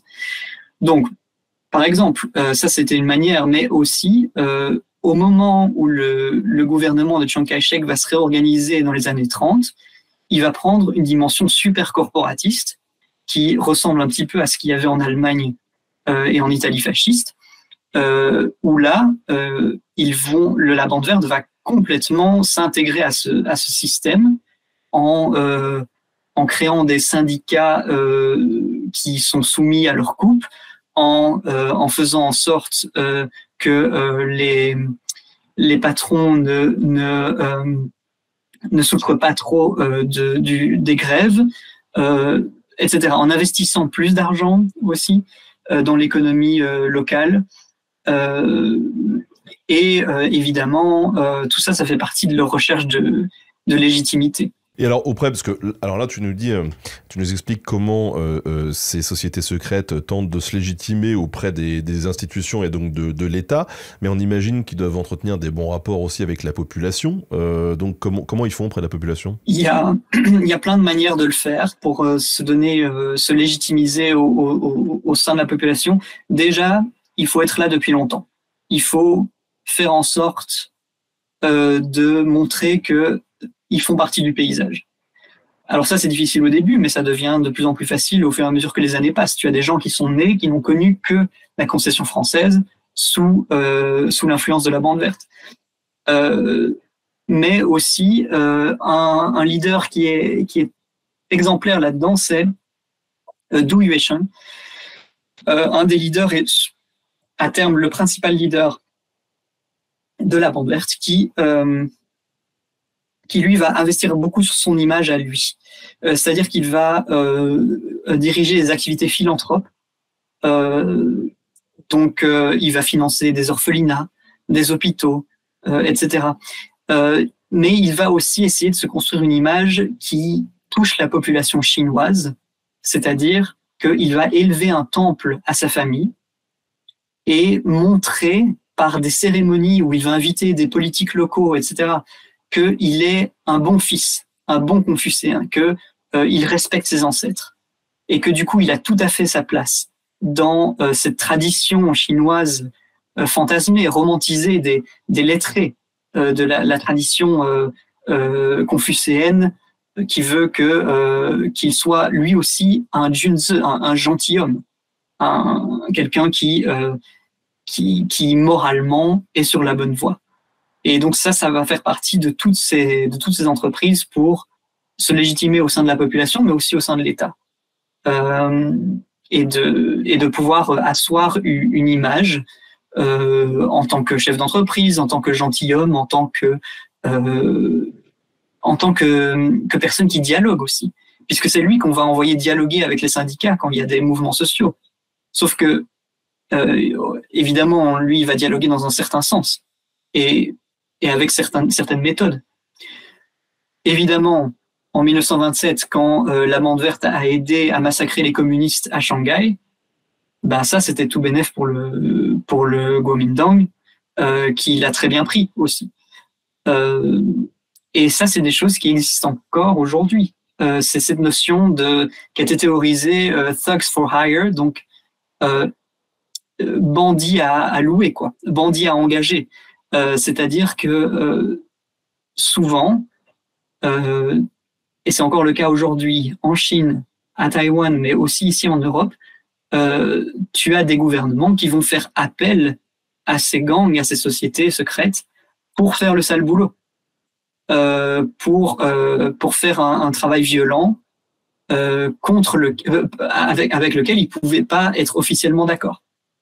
On l'a vu en 2019 à Hong Kong, par exemple. Et donc, ça, c'est tout un tas d'actions et de mise en pratique de cette image du lettré confucéen, d'un côté, et aussi de bras droit armé du parti de l'autre, qui permet de se légitimer au sein de la population locale. Pas toutes, évidemment, hein, tout le monde n'est pas dupe, et aussi au sein du gouvernement Kuomintang. Alors justement, tu nous parles de cette relation avec l'État du Kuomintang et du fait même que Chiang Kai-shek était finalement avec la bande verte. À quel point c'était pour eux vraiment tout ça ? Ça l'était beaucoup. Et encore une fois, il n'y avait pas moyen de faire autrement. Parce que il faut pas croire non plus que le Kuomintang était ravi de devoir faire affaire avec les gangs, ou en tout cas d'être dépendant de ces gangs pour assurer l'ordre. Mais il n'y a pas d'autre moyen souvent d'avoir le contrôle local quand l'État est encore en construction, quand l'État est faible. je devrais pas dire faible, mais plutôt quand il est encore à son stade embryonnaire, en fait, quand la construction de l'État se fait difficilement. Et donc, de fait, tu as ces gangs qui vont participer aussi à la construction de l'État à leur propre manière, puisqu'ils vont aussi participer à l'établissement de ces institutions, à l'établissement des nouveaux loisirs, à l'établissement des gens entre eux, créer société, quoi. C'est-à-dire créer du lien social entre les différents membres. Et donc tout ça, c'est extrêmement poreux. Il y a aussi beaucoup d'intérêts là-dedans, l'intérêt financier par exemple. Et donc, il y a beaucoup de moments où l'État Kuomintang, surtout à Shanghai, va être complètement confondu avec certains leaders de la bande verte. Mais alors, moi, ce qui m'intéresse, c'est que, bon, j'imagine que voilà, les deux sont un peu voient leurs intérêts, tout ça, on l'a compris. Mais l'État, son intérêt à lui, c'est le maintien du pouvoir politique, de son pouvoir politique sur la Chine. La bande verte, c'est son intérêt, son propre intérêt à lui. Donc bon, les deux peuvent être concomitants, mais voilà.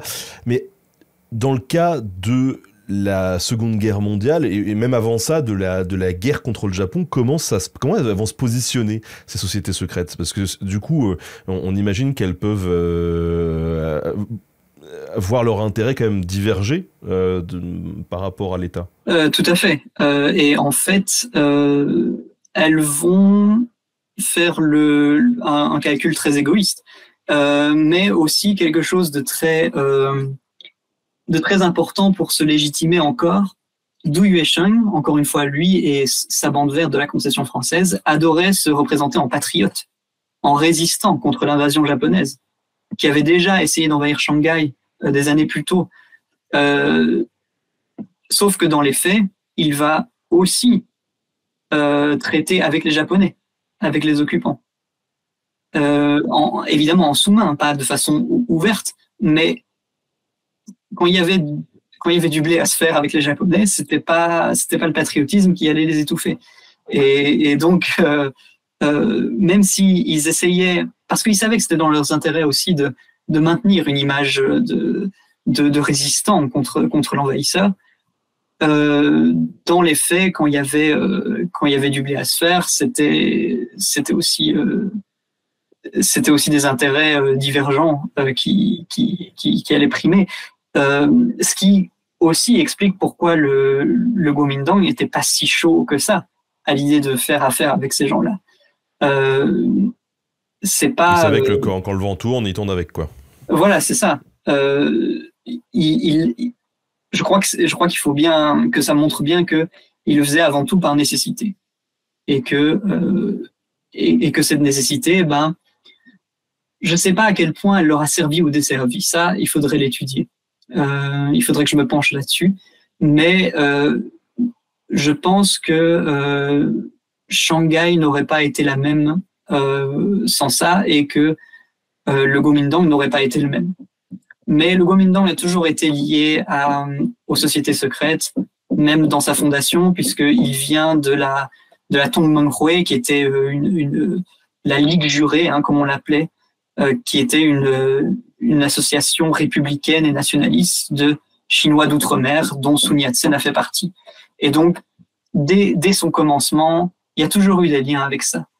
Et on peut dire que c'est un petit peu dans son ADN au Kuomintang, et ça s'est vérifié aussi quand le Kuomintang a gouverné uniquement Taïwan par la suite. Mais alors, parce que le Kuomintang, justement, il va tenir jusqu'à en 49, au moment où le Parti communiste prend le pouvoir. On l'a vu jusqu'à présent, du coup, la bande verte était plutôt du côté du Kuomintang. D'ailleurs, ils ont massacré les communistes. Du coup, quand les communistes prennent le pouvoir, ça se passe comment, en fait, pour les sociétés secrètes? En fait, le Parti communiste chinois, il a toujours eu une attitude ambiguë avec les sociétés secrètes parce qu'il ne savait pas trop exactement quelle attitude adopter. Parce que d'un côté, tu as une vision très romantisée de ces sociétés secrètes, qui sont, pour les communistes de l'époque, et même pour des communistes plus tard, des espèces de proto-révolutionnaires, de gens qui ont une conscience de classe et qui vont pas hésiter à se rebeller contre l'État, pour peu qu'on leur donne une formation sur le marxisme, par exemple. Mais d'un autre côté, c'est aussi des sociétés qui sont très enracinées dans une tradition qui peut être considérée comme réactionnaire par les communistes. Donc tout ce qui est tradition religieuse, surtout bouddhiste, et tout ce qui est vieille religion chinoise, c'était aussi un frein au fait que les communistes pouvaient pas se faire totalement confiance à ces groupes-là. Et ensuite, donc l'attitude a toujours été ambiguë. Il y a eu des tentatives de faire rallier les sociétés secrètes, alors pas la bande verte évidemment, parce que la bande verte avait déjà choisi son camp, mais de rallier tout un tas de sociétés secrètes au Parti communiste en leur disant que c'était leur intérêt en tant que classe sociale. Mais tu as aussi des moments où les sociétés secrètes, on l'a vu, vont complètement aller contre les intérêts du Parti communiste chinois. Et donc cette attitude, elle va être ambiguë jusqu'à la fin, jusqu'en 1949, où là, il n'était plus question de tolérer que des associations qui existent en dehors du contrôle du Parti communiste, au moment où ils doivent reprendre en main le pays et chasser les contre-révolutionnaires. C'était pas possible de laisser des associations comme ça exister. Et donc, elles ont été complètement interdites et bannies au même titre que n'importe quelle association considérée comme réactionnaire ou contre-révolutionnaire. Et beaucoup de ces sociétés vont se réfugier à Hong Kong d'abord et à Taïwan plus tard pour reconstituer aussi un capital financier, parce que ce sont des groupes qui vivent malgré leur potentiel révolutionnaire, comme les communistes l'appelaient. Ce sont des sociétés qui vivent du capitalisme, qui vivent avant tout de cette exploitation-là, qui vivent des petits commerces, qui peuvent établir leur raquette sur telle ou telle entreprise, qui peuvent jouer des concurrences entre les entreprises. Donc c'est quand même des sociétés qui s'épanouissent beaucoup mieux sous un régime capitaliste, d'où le fait qu'ils vont aller se réfugier à Hong Kong. C'est pas seulement pour la répression politique, après tout, ils sont habitués. Ça fait longtemps qu'il y a de la répression politique et ils savent très bien que le Parti communiste, surtout aux échelons locaux, finirait par les tolérer. Et peut-être même refaire affaire avec eux. Après tout, c'est juste un autre pouvoir politique. Mais le socialisme comme modèle économique, c'était pas vraiment compatible avec leur intérêt. Et donc Hong Kong, qui à l'époque était, je pense, le numéro 1 du libéralisme, du capitalisme libéral, c'était tout à fait c'était une meilleure option, quoi. Et on voit ça parce que après la période maoïste, dans la période post-socialiste et le retour du capitalisme en Chine, c'est le moment où ces sociétés vont à nouveau refaire surface dans les relations avec le parti et avec l'État, que ce soit au niveau local, mais parfois un petit peu plus haut. Et donc, on voit que c'est des sociétés qui existent alors à cause de ou pour le capitalisme. Ça, c'est un petit peu selon l'interprétation. Et du coup, alors, peut-être que tu ne bosses pas sur la Chine d'aujourd'hui, mais on peut dire, est-ce qu'aujourd'hui en Chine, il y a une résurgence de ces sociétés secrètes-là ? Oui, tout à fait. Alors pas la bande verte. Parce que c'est vrai qu'aujourd'hui, entre parenthèses, enfin la Chine communiste avec plein de guillemets, en fait, elle est ultra capitaliste, quoi.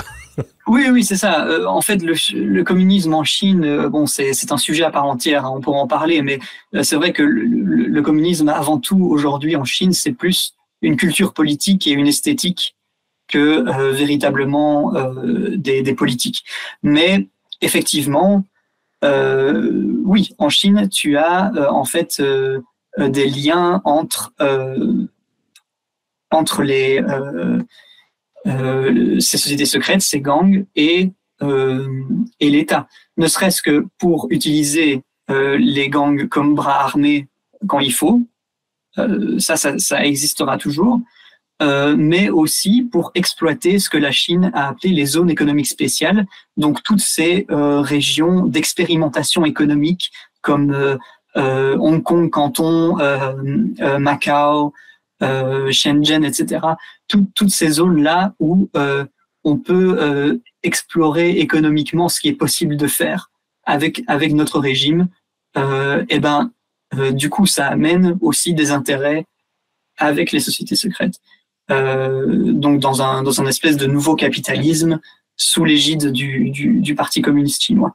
Il y a Tsinson dans le chat qui nous dit qu'Arte a fait un super documentaire en 3 parties dispo sur YouTube sur les triades en Chine. Exactement, et j'allais le recommander à la fin. Oui, ça reste Arte, hein. Il y a toujours un ton qui me dérange un peu, tu sais. Je crois que le documentaire s'appelle la pieuvre rouge ou un truc comme ça. Enfin, c'est toujours un peu catastrophiste comme ça. Mais au-delà de ça, c'est très intéressant parce que tu as des témoignages d'anciens gangsters, etc., qui viennent dans l'émission. Donc oui, je recommande ces 3 films. Donc tout à l'heure, on voit un petit peu mieux du coup ce qu'est une société secrète, comment ça fonctionne, comment ça s'articule avec l'État en place. Tout à l'heure, on a brièvement évoqué quelques similitudes qu'il peut y avoir avec ces mafias siciliennes, les yakuza, les syndicats du crime aux États-Unis. On peut vraiment les comparer, ou est-ce qu'il y a quand même des spécificités liées à la Chine ? Il y a évidemment des spécificités purement chinoises qui sont en fait liées au parcours différents historiquement parlant de tous ces différents contextes, mais on peut quand même s'interroger sur des aspects qui sont très très très similaires et qu'on peut pas nier. Donc là par exemple j'ai fait une liste, la comparaison avec la mafia italienne de Sicile, ces 2 organisations, donc avec la Bande Verte, ces 2 organisations qui sont pas centralisées et qui ont une hiérarchie formelle, elles partagent une culture de la violence, elles ont aussi cette insistance sur une tradition qui est fantasmée, qui est un peu inventée, hein, comme dirait Hobsbawm, la tradition inventée, c'est-à-dire pour les sociétés secrètes chinoises, c'est beaucoup l'aspect nationaliste et patriote, Han, en fait, très Han. Il y a et aussi, et c'est là qu'on peut voir la plus grande similitude, c'est que c'est des sociétés secrètes qui émergent dans des économies capitalistes en construction, dans des moments de changement économiques qui sont très importants. Et comme je l'ai dit, je pense que l'histoire du capitalisme en Chine est très liée à l'histoire des sociétés secrètes en Chine.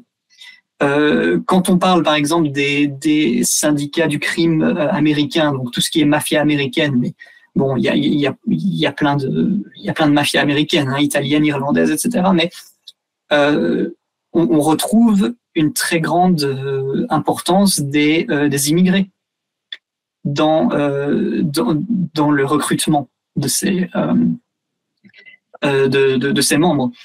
Et donc, on peut dire que les travailleurs migrants, souvent, et c'était le cas pour la Bande Verte, sont en fait des victimes de la chair à canon qui est utilisée par les leaders de la Bande Verte aussi, en leur promettant de l'entraide, ce qui est vrai, mais pour ça, il va falloir que tu fasses tes preuves et que tu mettes les mains dans le cambouis pour des choses qui sont dangereuses parfois. Et on peut aussi parler des yakuza au Japon, c'est peut-être l'exemple qui vient le plus facilement. Mais par exemple, les yakuza, tout comme la Bande Verte, ils bénéficient d'une très grosse tolérance par les autorités. C'est tout à fait normal d'avoir des yakuza dans la rue qui se pavanent comme si il faisait pas partie d'une organisation criminelle. C'est tout à fait normal. C'était pareil pour la bande verte. Et il y a aussi, encore une fois, de la parenté fictive dans l'organisation des Yakuza. Tout ce qui est grand frère, oncle, etc. C'est des choses qui sont très très présentes dans la bande verte. Et aussi, alors ça, j'en ai parlé avec le fait que la bande verte était très proche de l'aile droite du Kuomintang, mais c'est aussi des sociétés qui ont des valeurs très conservatrices et très masculinistes, très idéalisées en fait. Être un homme, un vrai, et dans le cas des sociétés secrètes chinoises, être un vrai Chinois, être un vrai Han. D'où le culte de divinité très très Han en fait, comme Guan Yu. Petite parenthèse sur Guan Yu, c'est une divinité très populaire en Chine et à Taïwan, et c'est une divinité qui protège tous ceux qui ont un code d'honneur. Ce qui est drôle, c'est que du coup, ça concerne à la fois les policiers et les gangsters. Ils vénèrent la même divinité généralement. Et donc voilà, le code d'honneur, c'est aussi quelque chose qui est très qui fait aussi partie de l'identité de tous ces groupes partout dans le monde. Et donc, les hypothèses à creuser, c'est que toutes ces sociétés secrètes, elles prennent la place nécessaire d'un État qui est défaillant et qui ne nourrit pas sa population, qui n'arrive pas à provenir aux besoins de sa population. La Sicile, c'est une région très pauvre d'Italie. Enfin, ça l'était, ça l'est toujours un peu aujourd'hui. Les gangsters américains, c'est plein de travailleurs immigrés qui sont très pauvres et qui sont pas du tout aidés par l'État américain. Tous ces contextes-là, c'est très important dans l'émergence de ce genre de groupe. Le capitalisme qui est en formation, l'État qui est un petit peu défaillant et beaucoup de mobilité sociale, beaucoup de déclassés, beaucoup de gens qui perdent leur emploi, etc.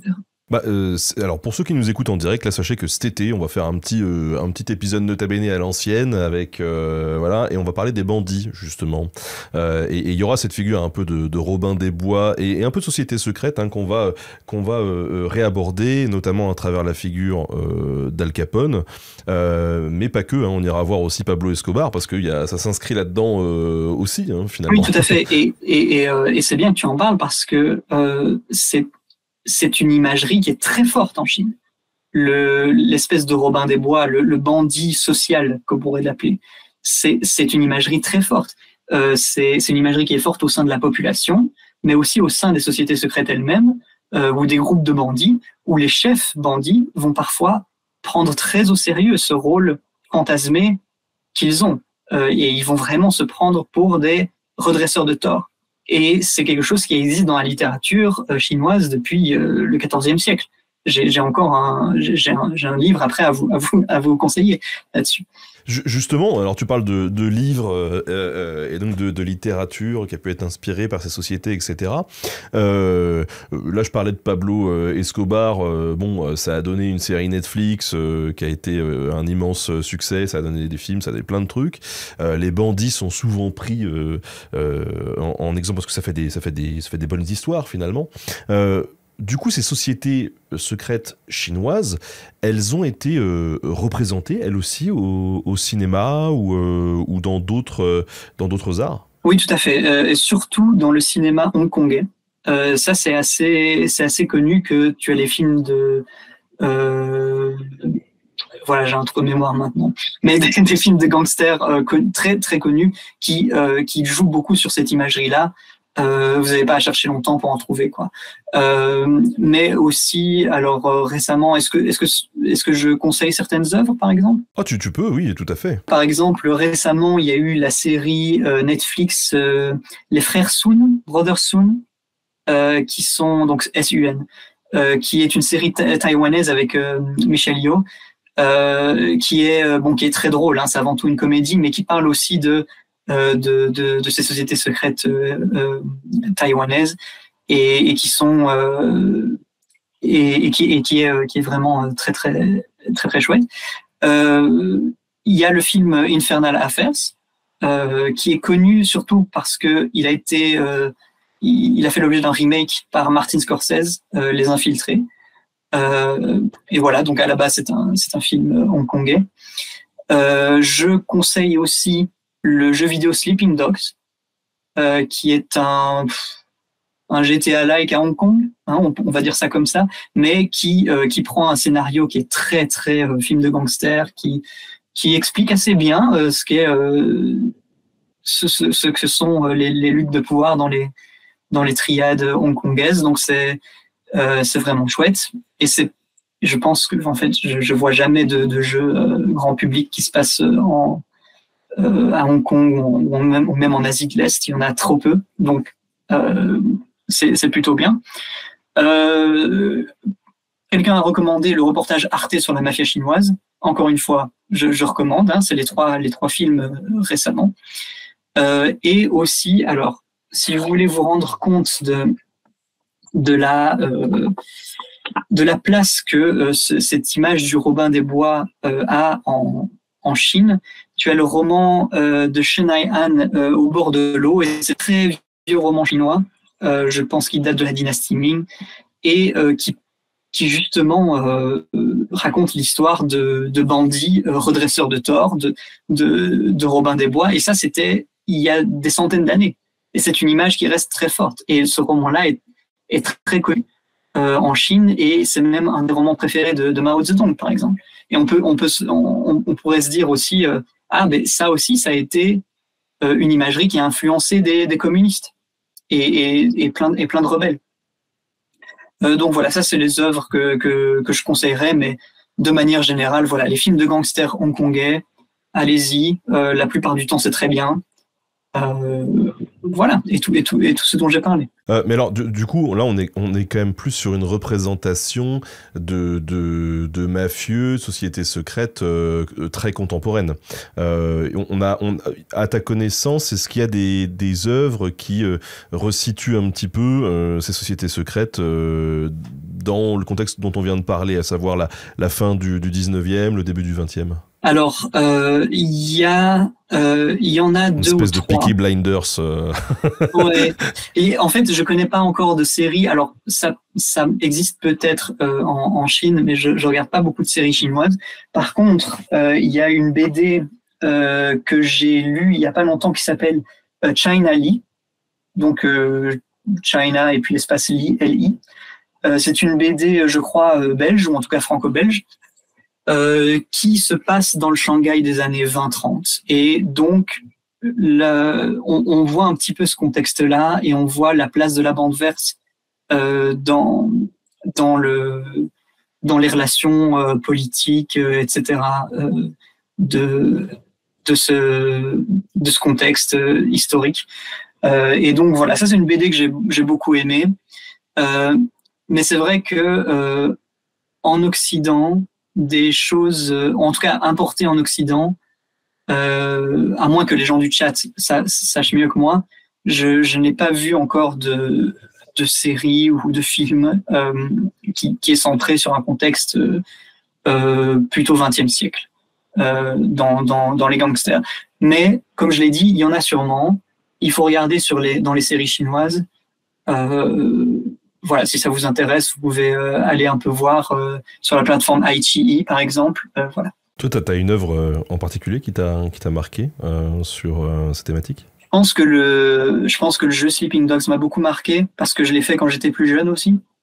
Et sinon, en fait, je conseille beaucoup la lecture d'Au bord de l'eau de Shen Hai-an. Alors, évidemment, c'est un vieux roman, donc vous savez bien qu'on prend pas le même plaisir quand on lit Dumas et quand on lit, je sais pas, un écrivain contemporain.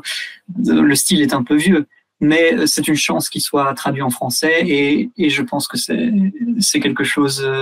Voilà, c'est une chouette histoire à lire. C'est très divertissant.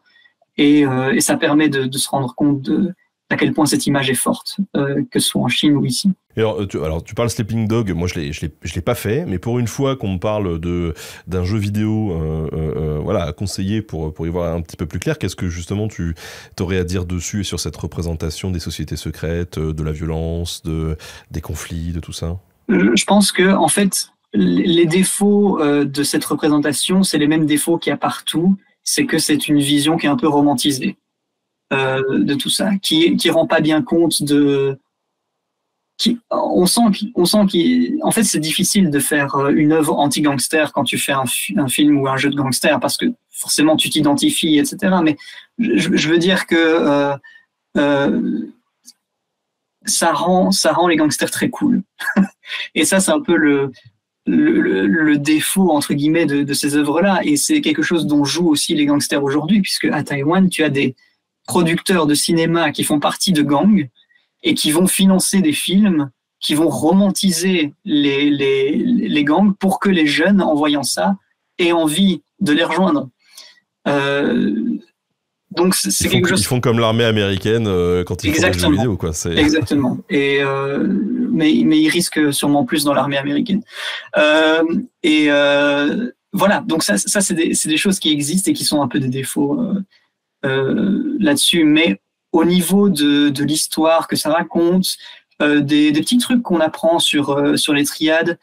Ça parle d'une vraie triade qui sont les Sun-Yeon à Hong Kong, même si là dans le jeu je ne sais pas pourquoi ils l'appellent les Sun-On-Yi, donc ils inversent des trucs. Alors je sais pas si c'est pour ne pas se manger à un procès ou quelque chose comme ça, mais bref, ça parle d'une vraie triade, de lutte interne, et c'est une chouette histoire.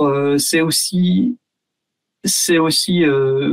très agréable dans un jeu vidéo d'avoir une représentation de Hong Kong dans les années 2000. Je connais pas d'autres exemples, en tout cas pour le grand public. Donc voilà, ça c'est des choses, c'est vraiment à conseiller. En termes de produits culturels de fiction, c'est à conseiller. Alors, bon, je me doute que c'est pas ta spécialité ou ton sujet d'étude, mais du coup, vu que, alors on a fait Société Secrète, mais on a parlé du coup de la mafia aux États-Unis, on a parlé des Yakuza, on a parlé de tout ça. On a des gens qui nous demandent, mais du coup, est-ce qu'il y a des sociétés secrètes en Corée du Sud? Parce que vu qu'en plus la Corée du Sud, en ce moment, il y a beaucoup de séries qui nous envahissent sur Netflix, on se dit que s'il y en a, peut-être que du coup, ça peut arriver en série. Alors, deux choses. Des triades chinoises qui ont des assets en Corée du Sud, oui, définitivement. Il y en a. Et il y en a partout dans le monde. Des sociétés secrètes purement coréennes, je n'ai pas étudié la question. Mais si je devais deviner, je dirais oui. Très, très certainement. Les gangs en Asie de l'Est et en Asie du Sud-Est sont souvent issus de ce genre d'organisation. Bah écoute, en tout cas, merci de nous avoir accordé ton temps, Thomas. Est-ce que quelles actus tu as? Toi, sur quoi? Qu'est-ce que tu vas faire dans les prochains mois? Est-ce qu'il y a des trucs tu vas potasser de ouf dans ton coin, ou est-ce que tu vas publier des choses pour le public peut-être qui peut retrouver? Je vais plutôt potasser dans mon coin, oui. J'ai rien de vraiment public. J'ai un compte Twitter, si vous voulez. Parfois, je parle de la Chine dessus. Mais à part ça. Non, si vous voulez, dans un an ou deux, vous tapez mon nom sur Google et j'aurai sûrement une publication. Voilà. Ça, ce sera mon actualité dans plusieurs années. Bah écoute, tout ce qu'on te souhaite en tout cas. Bon courage pour ton doctorat, du coup. T'as prévu de revenir ensuite un petit peu en Belgique ou tu t'exiles définitivement? Je ne sais pas du tout de quoi l'avenir sera fait. On verra un petit peu quelles sont les opportunités. Je suis fermé à rien. Il faut. Bon, en tout cas, encore merci de nous avoir accordé de ton temps et merci à Louis pour le pré-entretien. Oui, merci beaucoup. Est-ce que peut-être je peux faire 2-3 recommandations bibliographiques si vous voulez en savoir oui, plus bien sûr, évidemment. Oui. Alors, comme c'est pas souvent qu'on parle de la Chine, sur l'histoire de la Chine générale, il y a une référence qui est toujours une référence aujourd'hui malgré ses défauts, c'est Le Monde chinois de Jacques Gernet. Donc ça c'est très dense, c'est vraiment des infos historiques sur la Chine depuis l'Antiquité jusqu'à aujourd'hui. C'est une histoire très générale. Sinon, sur la République de Chine en tant que telle, je recommande beaucoup le livre qui s'appelle La République de Chine de Xavier Paulès, qui est paru récemment en 2019, mais qui reste une très bonne référence. Enfin, qu'il va rester longtemps, c'est ça que je voulais dire. Ensuite, ah oui, et dans la même collection, les Belles Lettres ont sorti aussi un livre sur la dynastie des Song, un livre sur les Han et un livre sur la République populaire de Chine. Donc, n'hésitez pas. Sur l'histoire de la Chine globale, mais aussi la façon de la raconter, ça c'est très grand public, ça s'appelle Le Grand Récit chinois, c'est de Victor Louzon. Et c'est très bien, ça parle un petit peu de comment... qu'est-ce que c'est que l'histoire de la Chine et comment aujourd'hui le pouvoir chinois en parle pour aussi se légitimer dans plein de choses. Et finalement, Le Léopard de Kublai Khan de Timothy Brook, qui reste, voilà, ça c'est un livre qui est très chouette, qui parle qui raconte en fait chaque chapitre, c'est une petite histoire en Chine depuis la domination mongole jusqu'à aujourd'hui. Et à travers ces petites histoires de gens normaux ou parfois peu ordinaires, on raconte l'histoire mondiale de la Chine.